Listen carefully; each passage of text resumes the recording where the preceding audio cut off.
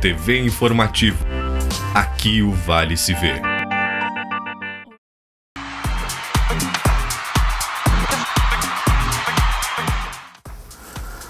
Olá, o Grêmio venceu o Santos no finalzinho em casa. O Internacional perdeu para o Flamengo no Espírito Santo. Agora tudo é Grenal no Campeonato Brasileiro.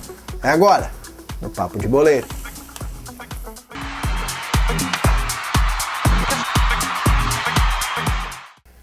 E a 12ª rodada do Campeonato Brasileiro...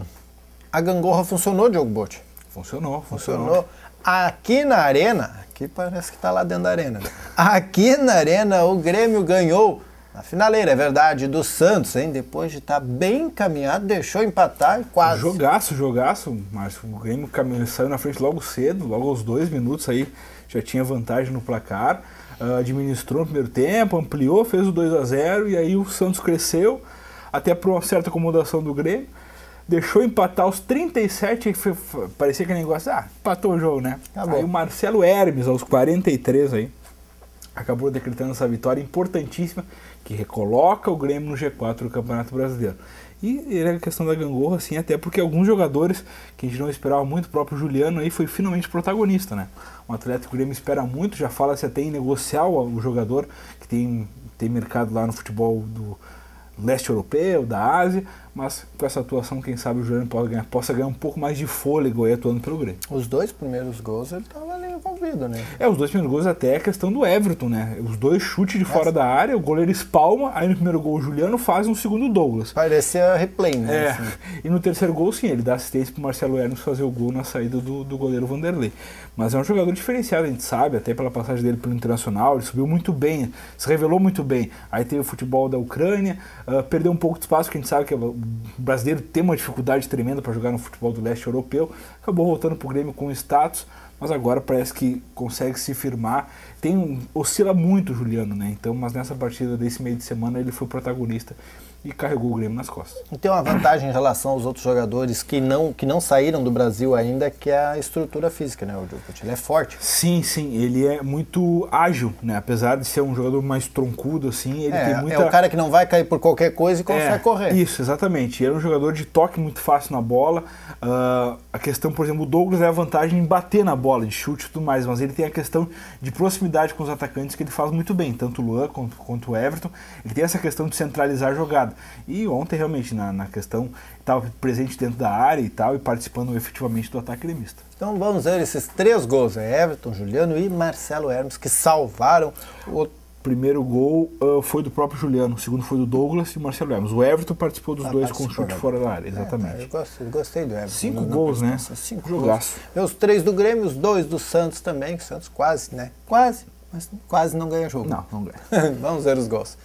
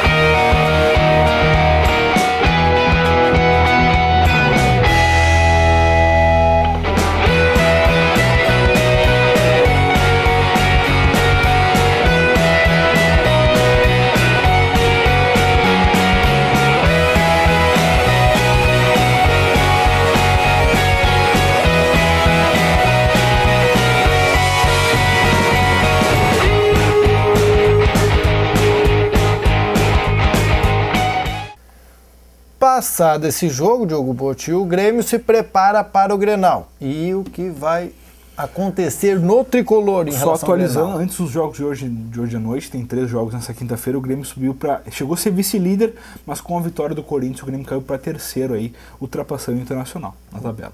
Verdade. E quanto ao Grenal, exatamente. exatamente. Quanto ao Grenal, tem dúvidas aí. O Luan, principal problema aí do técnico Roger Machado, deixou essa partida contra o Santos com uma lesão no posterior da coxa, será novamente avaliado nessa sexta-feira, e se não tiver condições aí, quem sabe o Grêmio perde um grande desfalque, talvez aí o Bobô seria o substituto imediato no ataque gremista, mas o Luan, assim como o Wallace, assim como o próprio Pedro Jeromel, o Marcelo Groy, não tem substituto hoje na arena, né? Isso aí. Paulo Ganso é o cara que sentiu também. Paulo Henrique Ganso. Paulo Ganso é o cara que sentiu, entrou no jogo e deu 3 piques, sentiu a perna e não joga nos 2 próximos jogos. E um deles é Libertadores da América. Volta a Libertadores agora no início de julho aí, lembrando que é semifinais, né? Isso aí. São Paulo, o único brasileiro ainda na disputa. Bom, agora vamos voltar aqui para o Rio Grande do Sul, falar em time gaúcho, mas não no Rio Grande do Sul, foi lá no Espírito Santo, Flamengo e Internacional. O Flamengo venceu por 1-0, o Internacional parece que esqueceu dessa história de vitória. Jogo horrível do Inter. Não gosta mais. Como o Inter jogou pouco, né? Chegou seu quarto jogo aí seguido sem vitórias, né? Poder ter, falava-se em gordura e todo aquele negócio quando estava na ponta da tabela, acabou gordura, acabou com tudo, né? Acabou a picanha, já tá no vazio ali, fininho, né? O Inter tomou 1-0 do Flamengo lá em Cariacica, interior do Espírito Santo. Um jogo muito morno, aí o Muriel foi o principal nome do Colorado, jogou muita bola, salvou o Inter até de uma goleada do Flamengo. O Inter abdicou do ataque muitas vezes. Algumas boas notícias, a estreia do Seixas, que teve uma movimentação interessante aí no meio campo colorado. O Anderson, mais uma vez, uma decepção. Teve a entrada do Mike, que voltou a atuar com a camisa do Inter depois de fazer um baita campeonato paulista pelo Audax. Mas a melhor notícia sim fica o retorno do Valdívia. O jogador voltou no segundo tempo aí e deve ser uma das opções para o Clássico Grenal de domingo lá no Beira-Rio. Eduardo Sacha e Vitinho, acho que não viajaram. Vamos ver o gol esse do Flamengo, que deu a vitória para o time carioca e colocou o Internacional na 4ª colocação, pelo menos até hoje. Tabelinha de cabeça dentro da área. Que nem um cara brincava na praia, assim, sabe? O Flamengo fez o gol do Inter. Essa tu vê o Muriel, ele faz que vai, não vai, faz que vai o zagueiro, faz que pula, não pula, aquela coisa bonita. Todo mundo, e a bola faz que fica fora e entra. Isso aí. Dá uma olhada no gol.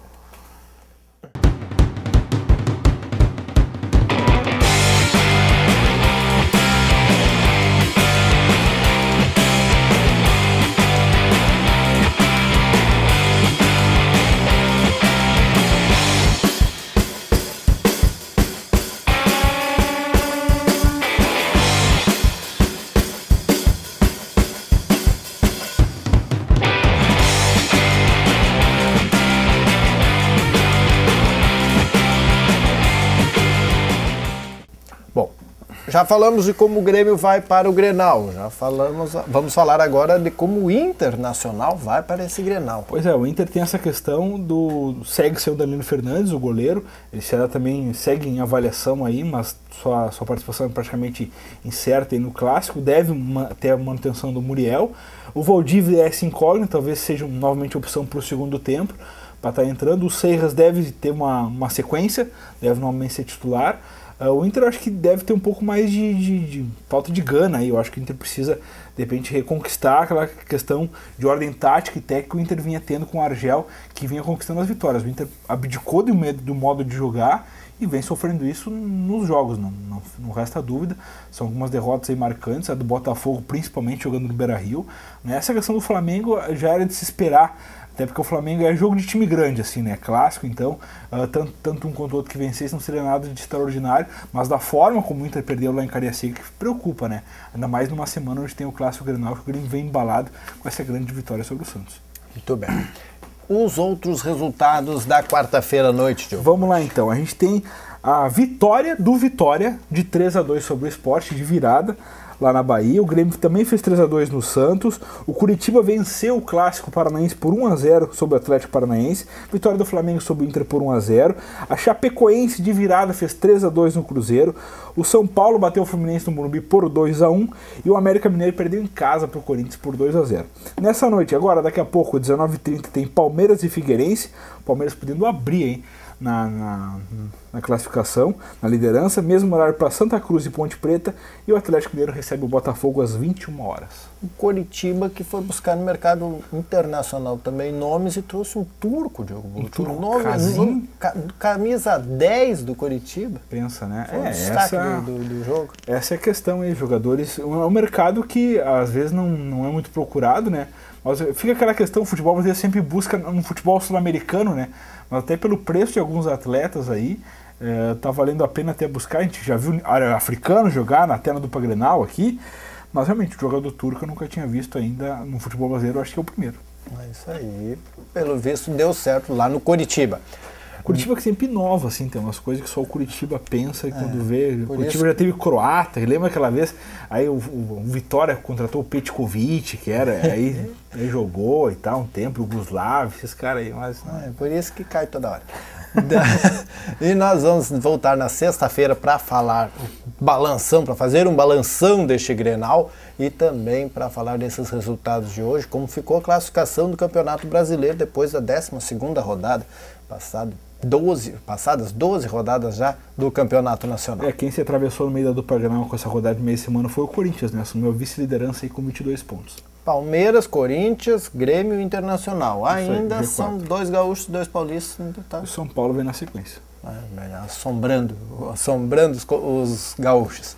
Nós voltamos depois do Redação Informativa na sexta-feira. Até mais. Um abraço.